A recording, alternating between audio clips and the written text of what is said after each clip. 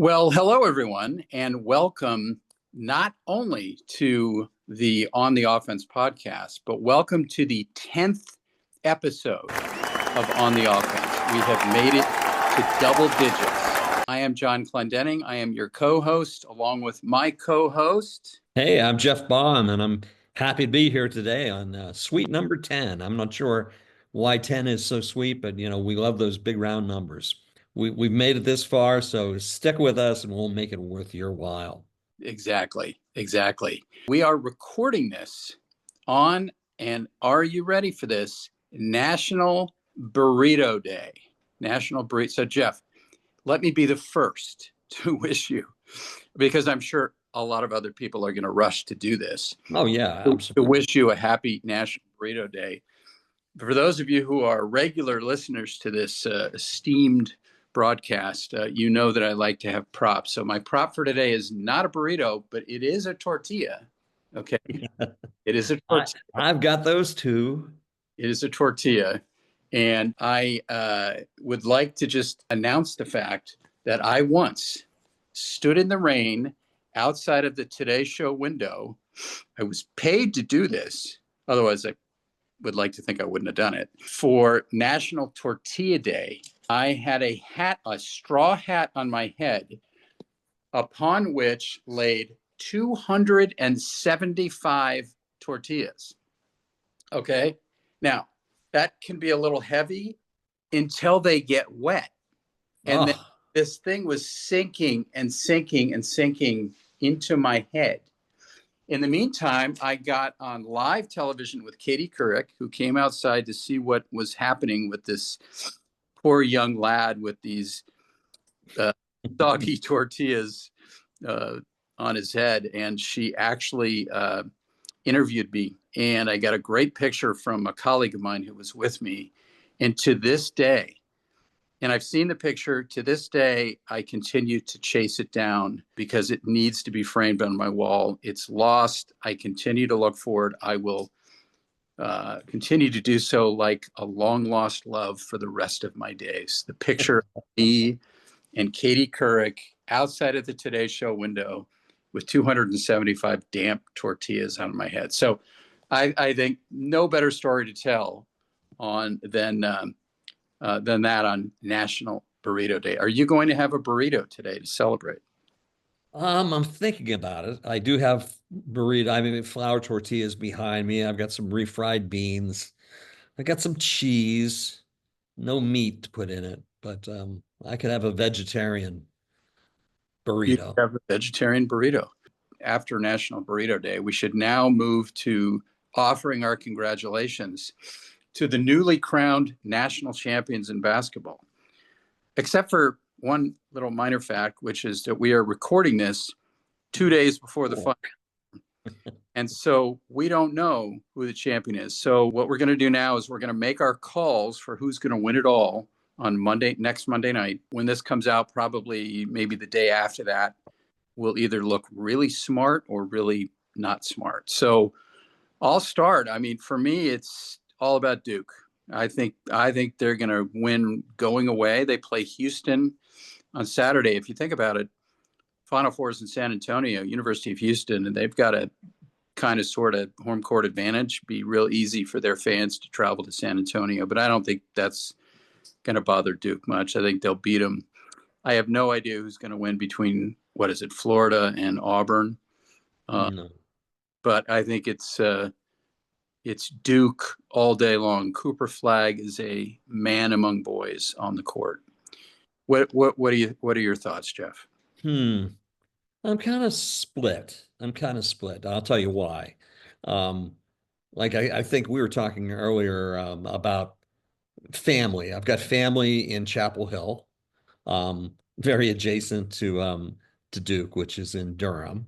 Yeah. And I have a really good friend who went to Duke. Um, so there's part of me that thinks along those lines. But my mother-in-law and other family members are from Auburn, Alabama. And I think in this case, just I'll check my brain at the side and I'll use my heart for this one. And I'll go with Auburn. You know what? You got to support the mother-in-law, right? I've got to support the mother-in-law. She certainly has been supportive of me. So Right. I mean, I absolutely go War Eagle. well, War Eagle, baby. And my son is in Tuscaloosa on the other side of that Civil War, Hmm. but Auburn is a fine school and they've got a great program. And boy, an Auburn Duke final would be really entertaining. Really, I think it would be. I yeah. think it would be. I'm hopeful that that's what we'll get, but we'll see. And by the way, I'm not necessarily rooting for Duke. I just think they're going to win.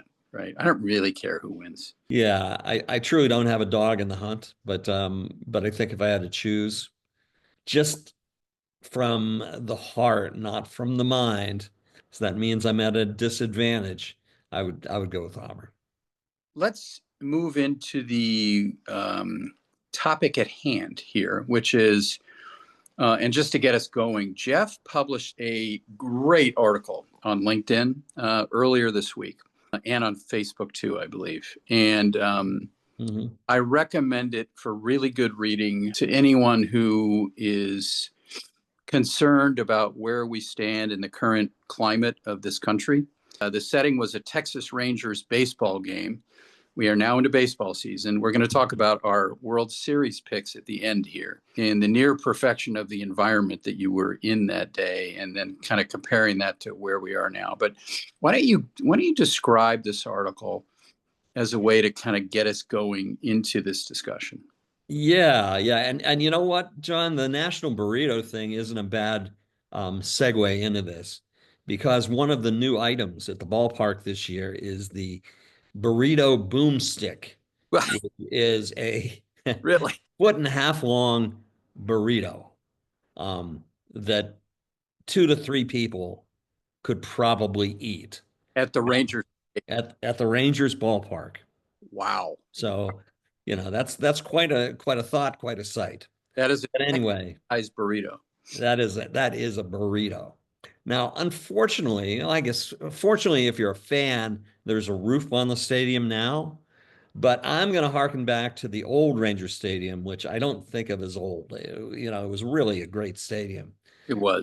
The August issue of the extreme heat is an issue. But this Sunday in August, and this was maybe 5 years ago, I was with my son Matt, and we got there, and we really didn't go to many games on a Sunday during the daytime. They didn't schedule that many just because of the heat. Yeah. But we entered the ballpark, and it was just an ideal day, aside from the extreme sun. Our tickets were great. There were box seats. You could go watch batting practice. They're right below you. The sun was out. The grass was freshly mowed. The smell of the lawn. It was great. It was great. I had my popcorn. Matt had a soda. I had a beer. We sat down, and it was just ideal. And over the loudspeaker, they were playing Saturday in the Park. And it was just the place that you wanted to be. You could shut out the rest of the world being there. And as a young guy, I was a baseball fanatic, and so is my son Matt. And so there couldn't have been a better place to be, and we enjoyed it so much. But I was sitting there thinking, and all the stuff that we're talking about really could trace itself back to then, maybe a little bit earlier than then. But the world was such a divided place even then, and the one place to get away, at least in my mind, was at a ball game.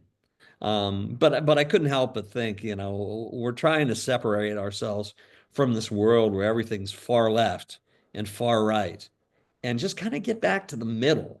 When it comes to political issues, we judge elections by these issues that are on the far left and the far right. Well, what about all the stuff that impacts us every day? The economy, um, safety, security, all those different things that impact us on a regular basis versus the fringe issues we end up voting on, which I don't think that's where most of us are at. And I think if you did polling, you'd find out that's the case. I respect our electoral system, and that's the decision folks have made.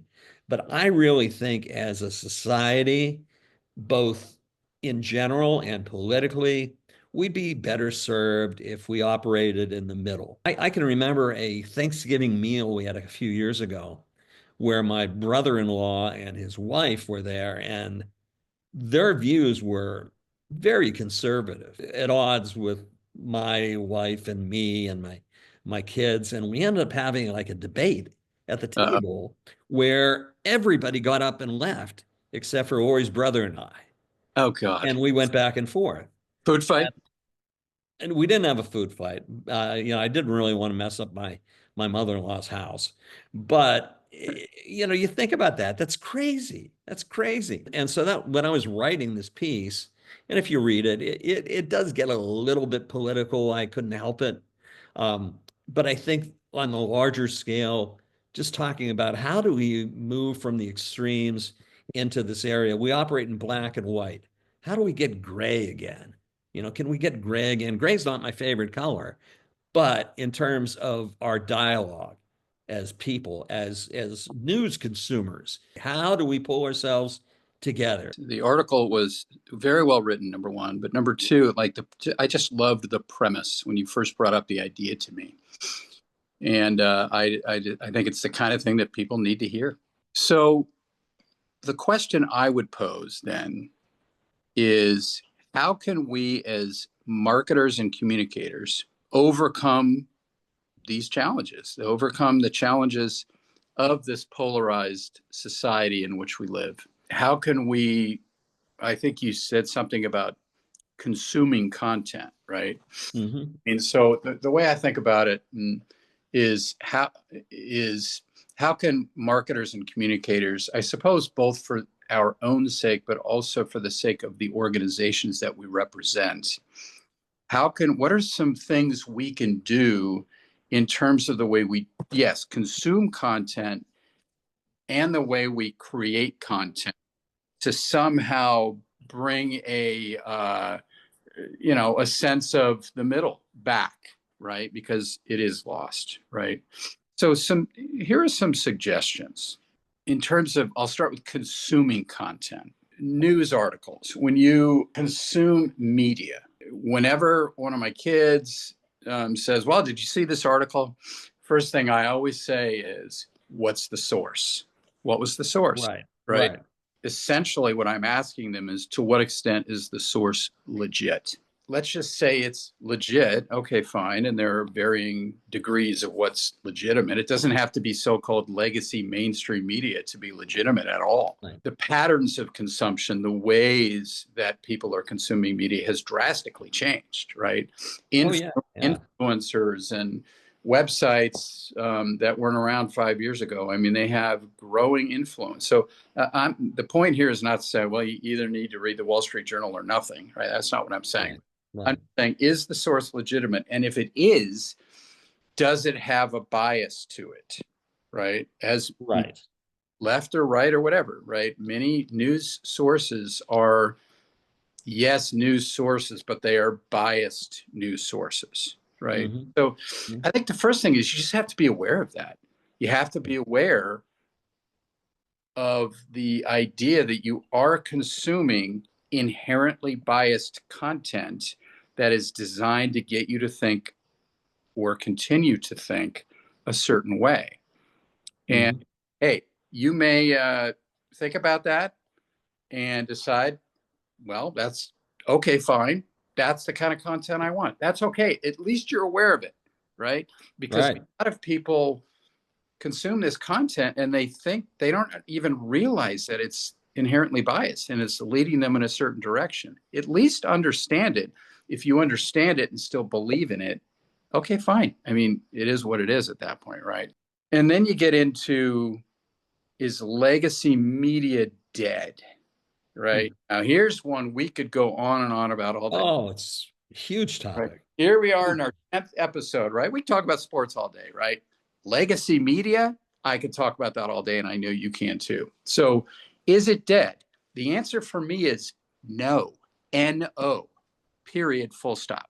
Now, are there serious issues that are facing legacy media? Absolutely. Absolutely. Mm-hmm. This whole, as Elon Musk likes to say, everyone is media. there's a certain amount of truth to that. Absolutely. Social media has taken over. It provides anyone and everyone the opportunity to say what they want to say. And sometimes people position themselves as experts on certain issues, so they come off as appearing like a news source, even if it's just one person. So everyone is media in a sense. Economic issues have been working against legacy media for years. This is not a new thing, right? This is a trend that I would argue social media has accelerated, but it's not like social media started it, right? And Right. so, for example, you look at the decade of the 2000s. Okay, here's this pop quiz for the day. You ready? Mm-hmm. Of the top 20 circulation newspapers in the year 2000, or this might have been, no, I'm sorry, in the year 1990. So now I'm covering 2 decades, 1990 through 2010. In Okay. 20 years, what was the one newspaper of the top 20 in circulation that actually grew in circulation? Just think of a city that exploded in population between 1990 and 2010. Huh. That's actually a tough one. I'm thinking about it because The, I'm the, thinking that time reference is the, a little the, bit hard. the hint is think Sunbelt. Oh, I think some Sunbelt. Yeah. Yeah. Um, Because that's where everybody's been moving. should I think Atlanta, Journal-Constitution? That's a very good guess. That's not it. I'll give you one more just so we keep it moving. But I mean, that's a perfectly good, good guess. Charlotte Observer? No, probably another good. Or I should would. I go up in size? I should go up in size. I mean, Um, those populations probably have grown between 1990 and 2010. I'm thinking, I- good, I'm- go more west. okay, go more west. Going west. I'm driving west. Um, geez, And keep going, keep driving. I doubt it's in New Mexico. I mean, Phoenix? I Yes, seriously. the Arizona Republic, which is the standard bearer newspaper in Phoenix, was the only one whose circulation grew in those That's 20. that's unbelievable. I don't have that factoid in front of me, but I've written about it before, and I'm pretty sure I'm right on this. Oh, it makes perfect sense. It makes perfect sense. Yeah, that Um, market has exploded, but so have other, probably Atlanta and Charlotte. I mean, they've exploded, but the circulation of the main paper in town went down, right? And so, yeah, I guess the point is, it's not like legacy media, and I include newspapers in legacy media in that category. absolutely, absolutely. It's not like they've just started to go down in circulation since Trump came to the White House or anything. No, no, that trend started a long time ago. But technology changes um, and other changes have resulted in economic issues for newspapers. It means there are fewer journalists around. There are fewer newspapers, There definitely are fewer. fewer journalists. So, all right, I'm going to give you another pop quiz. So, I'm an adjunct professor on the side. Can't help it. Pop quizzes. I love a good pop quiz. You ready for this? How many PR people are there for every journalist? What's the ratio? I believe this is Oh, US Lord. of PR people to working journalists. I could go crazy, crazy big. I could go crazy small. Let's say 150. 150 to 1. Uh-huh. Oh, and Gelman, our producer, is guessing 1,000 to 1. So I like where you're going. The factoid I looked up is surprising to me because it was, quote, only 6 to 1. Only 6 to 1. That seems too low. And the factoid, this is from a Gallup poll. Remember, what's the source, right? Gallup, Right. totally legitimate source. This is literally from 2 months ago. Oh, I'm sorry. I'm mixing up two things here. I'm going to get to the Gallup thing in a minute. I apologize. So I don't know how current the 6-1 is, but I think it's fairly current. But I also agree that I'm surprised that it's not much higher, a la where you guys went with it, right? But the point is, fewer journalists, right? Yes. Yes. Fewer legacy media outlets, and and as such, there's less content. So I'll give you a sports example from Los Angeles. The LA Times sports section is an iconic property in Los Angeles. Mhm. Everyone loves the LA Times sports section there. They always have. It's a big deal in LA. The LA Times sports section still exists, but they no longer include box scores. They got rid of them, Wow. right? Wow. So you can still go to the LA Times sports section and see articles about the games, commentary. You're not going to see any box scores. You got to go to the website for that, or you got to go to the Dodgers, wherever. It's not in the sports section anymore. Mhm. Mhm. And then here's the Gallup thing. The third thing that's really killing legacy media right now is lack of trust. Just basic lack of trust. And this yes was a Gallup poll 2 months ago. According to the results of that poll, trust among Americans in mainstream media is at its lowest point in history at 31%. 30 less Wow. Wow. trusts the mainstream media. Now, we try not to get overly political here, but let's face it, you do have the president of the United States lambasting media on a daily basis. He won't let the Associated Press, of all people, into the briefing. White House briefings. Yeah.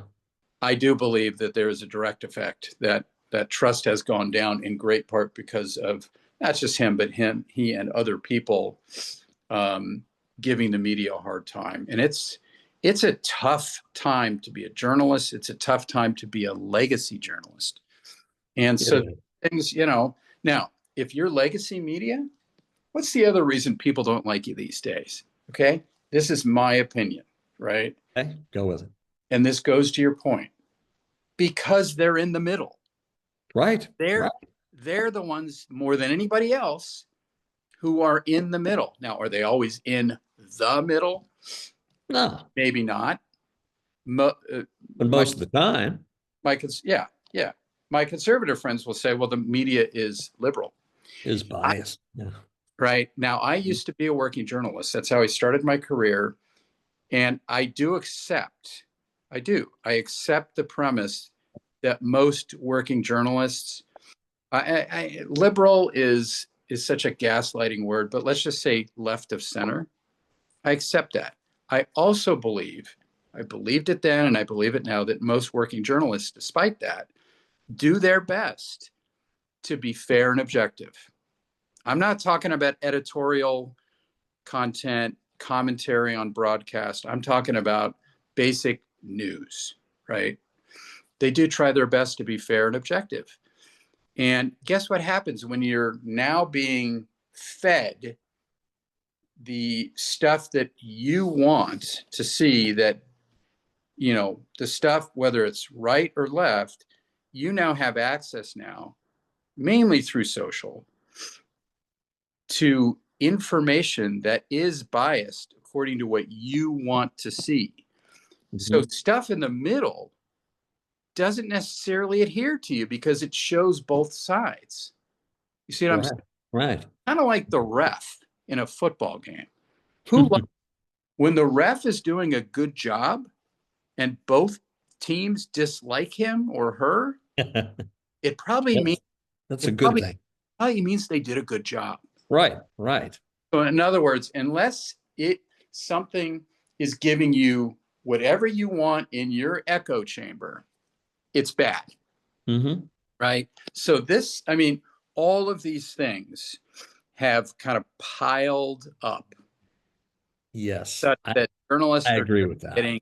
Are just it's just a nightmare right now. I guess my point is, when you're consuming content, you need to just be aware. Mm-hmm. You need to be aware of the bent of the source that you're Right. consuming. If you want to just consume right of center stuff or left of center stuff because you now have that option, good for you, fine, whatever.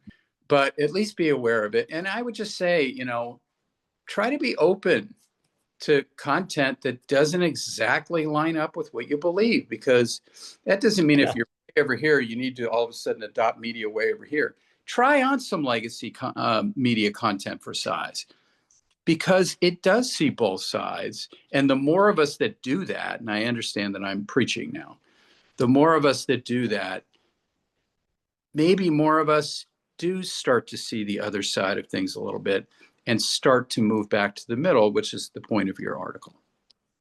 Yeah, I think those are all great points. Well, let me paint a little picture. It's a little bit different than the one I painted at the beginning of the article, but I grew up in Pittsburgh, Pennsylvania, which was a steel town, very industrial, a great place, just a great city.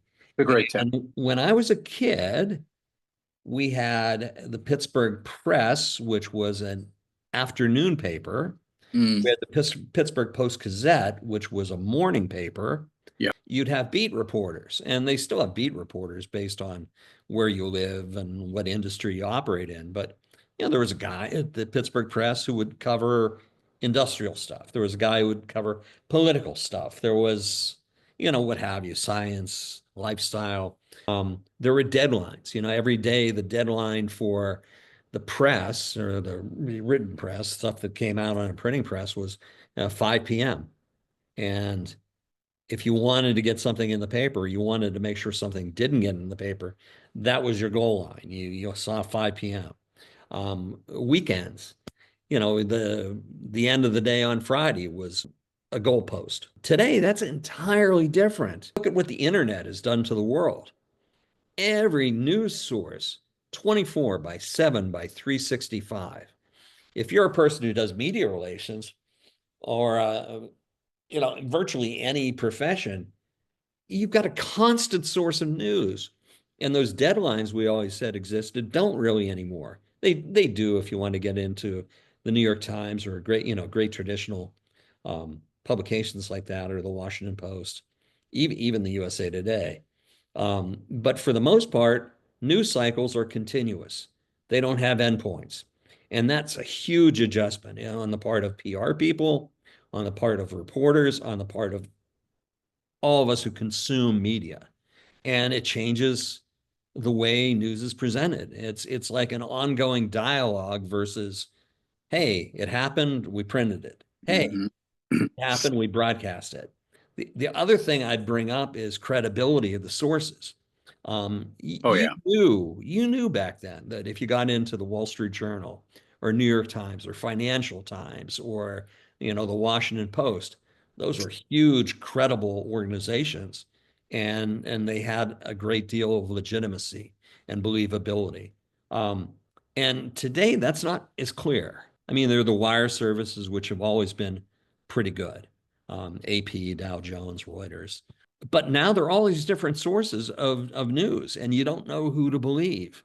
If you're a person with an agenda, we all have our own agendas. You could go out there on the web and say anything you wanted. You could become an influencer, a blogger, all these different people. And you could be in Nome, Alaska, out in the hinterlands. Um, Something happens there, and you put it on the web. Well, you have as much access to the world as we do here down in Dallas, Texas, or they do in New York. Or, I mean, it doesn't really matter where in the world you are. Yeah. And that's a huge change. That's a huge difference. And how can we bring it all back into the middle? Why can't we all be friends again? Why can't we disagree? Why can't I say to John, you know, eh, I don't agree with you, but let's go grab a beer afterwards. You can't do that, which is nuts. Don't we all want to be on the same page, at least socially? And that's where I'm at. When I'm talking, if you read this article, I'm talking about, why can't we bring it in to the things that really matter to people day by day? And a lot of those things are boring, but they have a huge impact on our lives, on our ability to provide electricity to our house, and our ability to feed our families. Why can't we all just start to coalesce around that again and not Mm. way out there on the extremes in terms of issues that, hey, they're really important, but do they impact us day to day? Probably not. Here's how political everything is now, right? If you are a company and you have all of your, you have a page set up on every major social platform, including Right. X, former Twitter, now X. Yep. Um, I have been involved in corporate conversations where the feeling is we need to get off of X.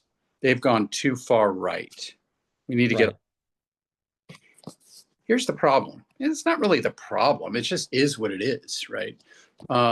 If you do that, if you get rid of your X account and just post elsewhere, or you keep it and you post everywhere but there, that in and of itself is a political statement.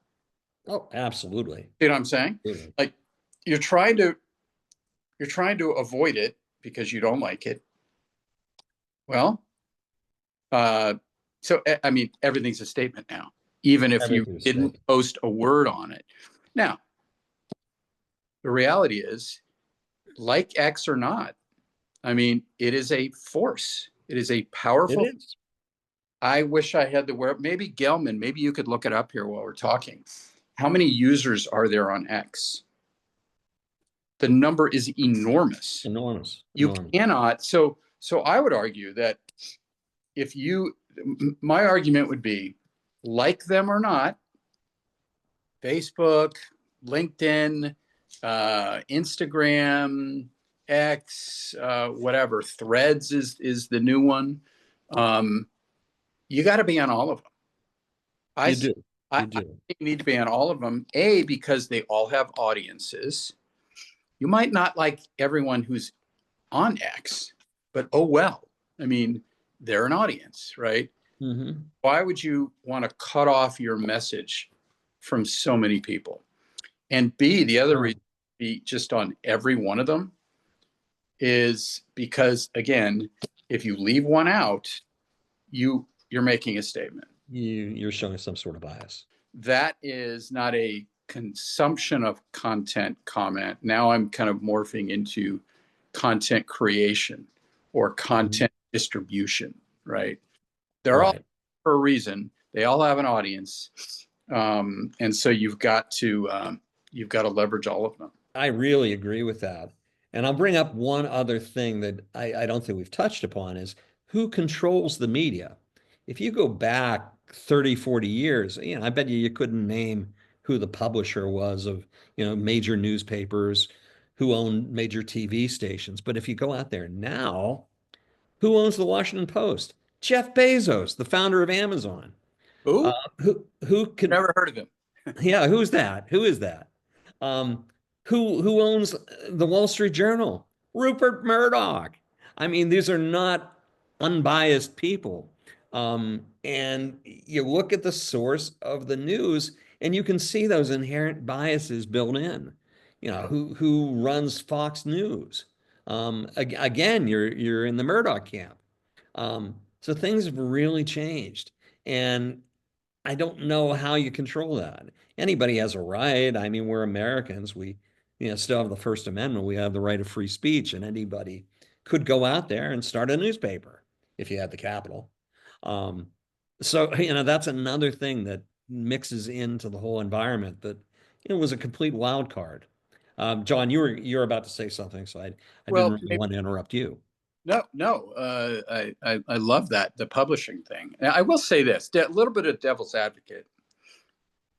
Off the top of my head, I seem to recall that in the really olden days of newspaper, Yes, the publishers were very apparent and had a lot of power.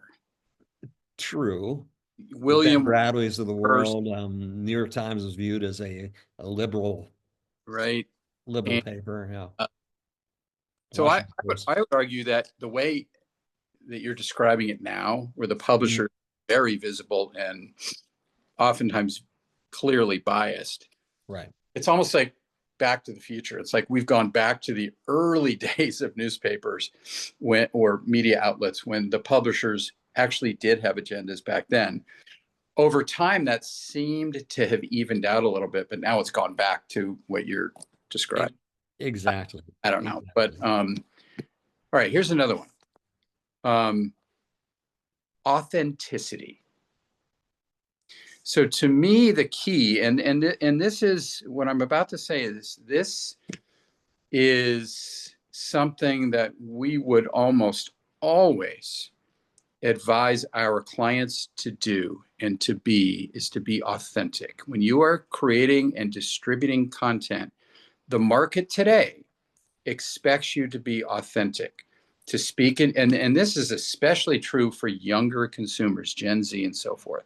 I Mhm. actually had a discuss. Oh, Gelman says yes. Be authentic. I had a great discussion with my inclusive advertising class earlier this week at North Texas about authenticity and content. The market expects you to be the real you, not a character. If you're a Right. podcaster, if you're an influencer, they don't want you to be a character. They want you to be who you are, right? And because otherwise, they'll just move on to something else because they don't trust what you're peddling, whether Mhm. it be a product, a service, or just a set of opinions, right? Um, then you get into the whole AI thing. Now, you talk about a topic, Oh God. right? I mean, we should do a series of podcasts on AI. We did an exercise on Monday of this week in that advertising class where the students were asked to create an ad. They had 30 minutes all through AI. Mm. Really interesting exercise. And on one hand, and the reason we did this is that apparently ChatGPT has a new version coming out, and it significantly advances the ability to create ChatGPT, GPT. PT. Just came out. Yeah, Gelman says it just came out. New version apparently significantly accelerates the ability to create things like ads. Hmm. In, I mean, literally 10 minutes instead of 10 days, right? Oh, absolutely. So this is a scary thing to a lot of people, right? And the student who brought it up, and this all kind of took off almost on its own volition in the middle of the class. He looked at me and said, "Well, RIP creatives, right? You're out of luck if you're a creative person, because guess what? Now it can happen in 5 minutes." And so I said, "Okay, let's all create an ad." And on one hand, the ads the students came up with were pretty darn good. I mean, some of them were like, "Wow, Mhm. that looks like it was done through a photo shoot, and that person looks real, and that person looks real." But you know what? The more you started to look at it, you started to be able to poke some holes in it Yeah. around lack of authenticity, Oh, right? absolutely. So Ab- there was one person who, if you really looked into it, they had these weird spots in their arm, right? Because of the technology, not because of the person's Right. arm, right? They were like the way people's hands were facing, like there were things like if you really looked at it, it clearly was not done by a human. And all of a sudden, now you're trying to save time and money. Nothing wrong with that. But now the Right. whole thing Right. starts to look inauthentic, right? And so you've probably done more damage than you would have even if you'd had maybe an imperfect photo shoot and an imperfect ad. You see what I'm saying? Mhm. Um, and Yeah. another thing, you talk. Oh, go ahead. Go ahead. No, no, you're absolutely right on AI. That's going to change the world. And, there's another things coming along, quantum computing, that's going to Oh, make AI dwarf in size. 100%. And that's an entirely new thing. And I don't know if you've tried it. I know I've used ChatGPT, which boggles my mind how good that is. And if there's a version that's even better coming out, and think of all the alternatives AI wise, I don't know how the world controls that. I think that it comes to a point where the machines may take over. I don't want to think about that. And there are humans out there, they're never going to get beyond us. But some of this is kind of scary. Um, and I don't want to be one who's alarmed by that because, hey, um, science, technology, they all cut new paths in the world for us and even in the Sure. universe. And I don't want to get in the way of that. But it comes to the point that who do you believe? How do we know that it's a person who put that thought out there? How do we know it isn't just a smart machine? Uh-oh. So anyway, Gelman, I'll leave it at that. But Gelman is raising her hand with a I've question. started raising my hand. I love that. So I don't have to cut you guys off. That's you've perfect. got a yellow hand though. It looks like I you know. better Yeah, I'll adjust your work on it. diet. I know. I'm feeling a little bit Jaundiced. a Yeah. little bit jaundiced. Yeah. She's either going to say, Um, I actually do have a question, or she's going to say, you're going to get cut off because you're going too long.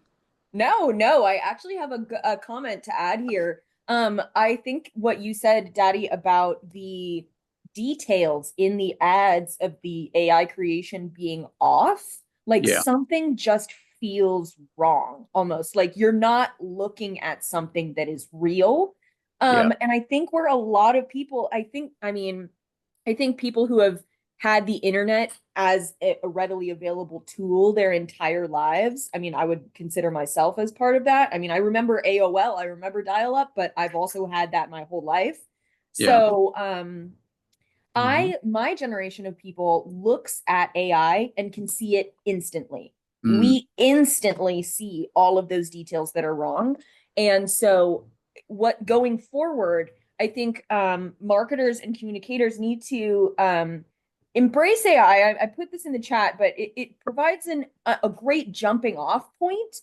You sure. know, Mhm. it allows people who might not have those senior level skills to offer their creative advice and offer their creative points, right? They can provide some outlines of what they think might be poignant or useful in the market. But really, we can see, the consumer can see right through an AI ad. Like if I see that a company Sure. is using AI to create their marketing materials, Mm, instantly I have a negative connotation with that brand yep. because they are not providing authenticity, to your point, right? Yeah. Yes. So I'm that with is you. what we're looking for. And I think it's really important, especially senior level executives, to be paying attention to those tiny details in their marketing because it will make a difference for people, call it 45 and younger. Uh, I agree with that. I get that. And even with me, I could go to YouTube now and I'll see all kinds of stories out there that are teased really well. And you'll see ones that have like a really um, interesting headline that's something unbelievable or whatever else. And you'll go in and it'll be 10 to 15 minutes of content that really never comes to the conclusion that's oh, yeah. teased there. Yep. And you'll notice along the way that maybe the person they're talking about, the last name, they pronounce it wrong. Maybe there are a couple different words that could be pronounced in different ways and they pronounce it wrong. Maybe the voice doesn't have inflections in the right places. And Yep. immediately that was AI produced. Yeah. And so I can see it now. I couldn't at the very beginning, but I can see it now. So Gelman, that was an excellent point. That was an excellent point. Thank you. Boy, I'm really enjoying this conversation. I think this is so interesting and so important. I just think this is a really important topic for our field and for the world. Maybe one other comment when the student was saying, well, RIP creatives, right? Mhm. There's another thread out there, Jeff, and you were talking about media relations and it has Mhm. 6 PR people to every journalist, right? Well, there's a Right, school of thought that says media relations is dead because it right. can just be done by computers, right? And I'm sure there's some truth to that. There are some pitches that are generic enough that you can utilize. Right. Like again, it is what it is. AI is here. Accept it, not just accept it. Embrace what it can do I'm going for. to say the same thing. Yeah. Just don't embrace it blindly because you cannot lose the human brain power, the nuances that come from us. How does AI necessarily know what to say to one journalist as opposed to another journalist. The AI doesn't have the relationship with that journalist and Mhm. all the different nuances that have come from, you know, the countless conversations you've had with that person. I mean, I'm not talking to Jeff right now. I'm talking to the camera. I'm talking to the world. Like, Right. this guy right here is the best media relations person I have ever seen. And people have heard me, Jeff's heard me say that about him many times. I'll say it Yeah, to clients. I think you're over the top a little bit on that, but that's okay. No, I don't back down from that. And the reason is, among the reasons, is because of your ability to build relationships over time with key journalists. And I have seen up close and personal that those relationships have generated quantifiable and qualitative benefits for Jeff's employer and for Mhm. clients. And so a computer can't do that, right? Right. A Right. computer can do certain things, absolutely. And so anyway, and none of this gets into the, that it's generative, so it's based on prior learnings, but so that's fine. But what about new learnings that it doesn't, that it's not taking into account? There's all sorts of holes here. I do think it can and should be used for certain things, but it can't just automatically replace creative directors and PR people. Right. Yeah, for straight news, it makes sense. But once you get into the fringes of that and opinions on news, it really doesn't. I think there has to always be a human element in there. Yeah. And I'm going to take this in a wild direction. Oh, I like it. I like it. Wild direction. AI is showing there are new ways to craft history. But I don't know. There's a part of me, and it's the part of me that I wish weren't a part of me. When I see what's happening in the world right now, I hearken back to the 1930s. And what happened back in the 1930s? Well, we had a depression that changed the entire world. We had stark political differences. We had a country in Europe that was going through economic distress, needed leadership. We had another country over there that felt the same way, but not to the same extent. So what happened? First the media was condemned. The government was really taken over by extremes versus, if you take a look at Germany, what was there before the Hitler regime? Um, and these people became populist people that everyone could go to and, oh, he's going to save us and he's got these great messages. And it doesn't matter if we oppress a whole race of people. It doesn't matter. We need to get to our ends. And let's not think of, our country versus theirs. No, we're nationalists. The only country we care about is us. And if we have to take over a few to make that happen, let that happen. So, there's these strange parallels to the beginnings of fascism. And I'm not talking about particular people, although I'll let you draw your own conclusions on that.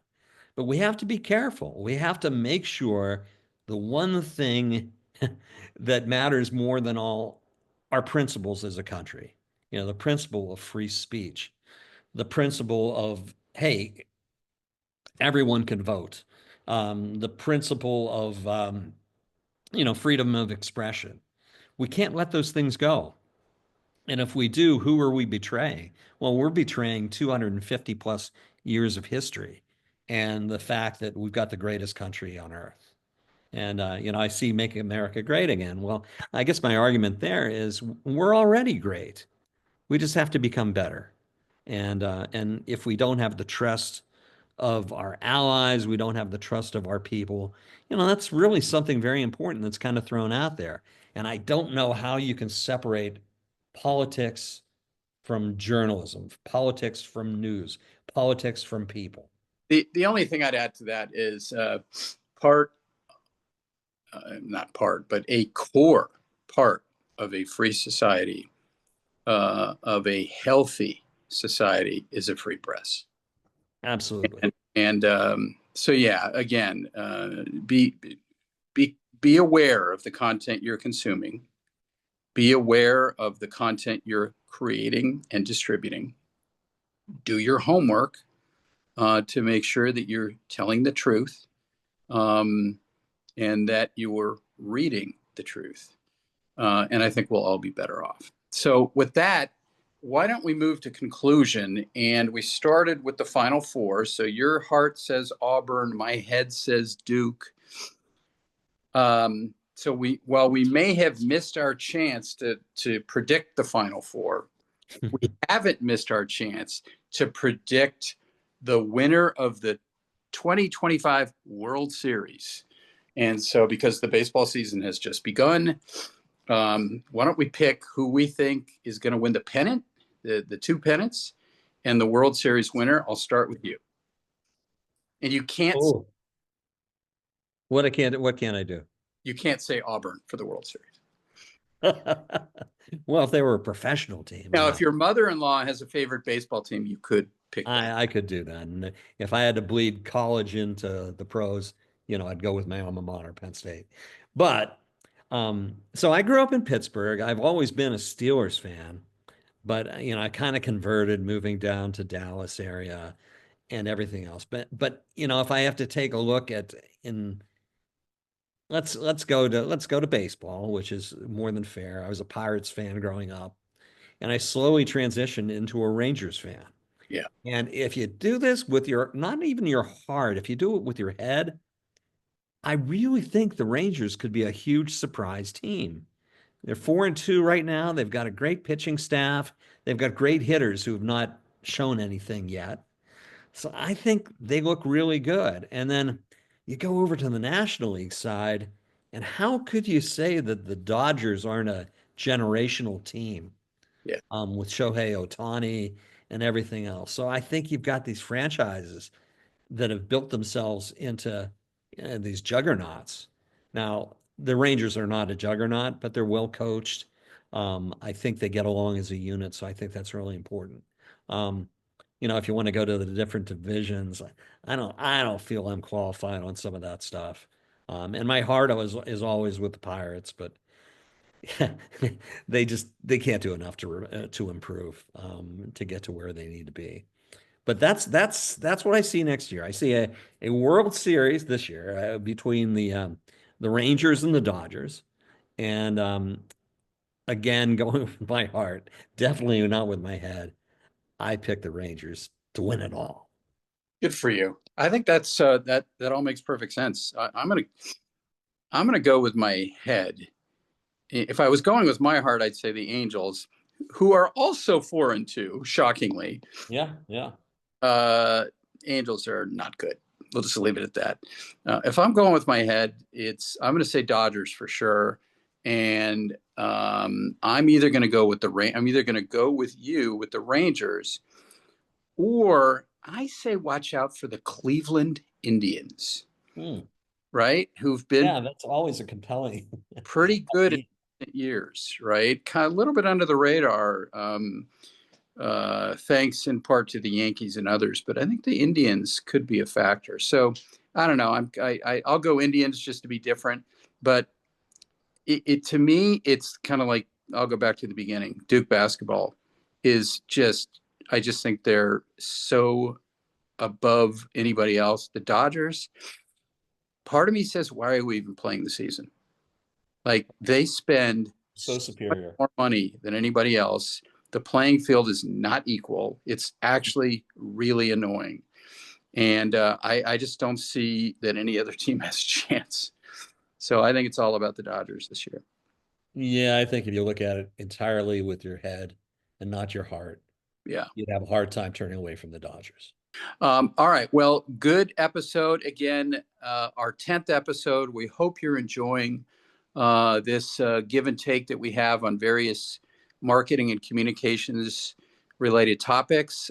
We do have fun thinking in advance about what's the topic going to be, and we really do enjoy these discussions. And I thought today's was especially good.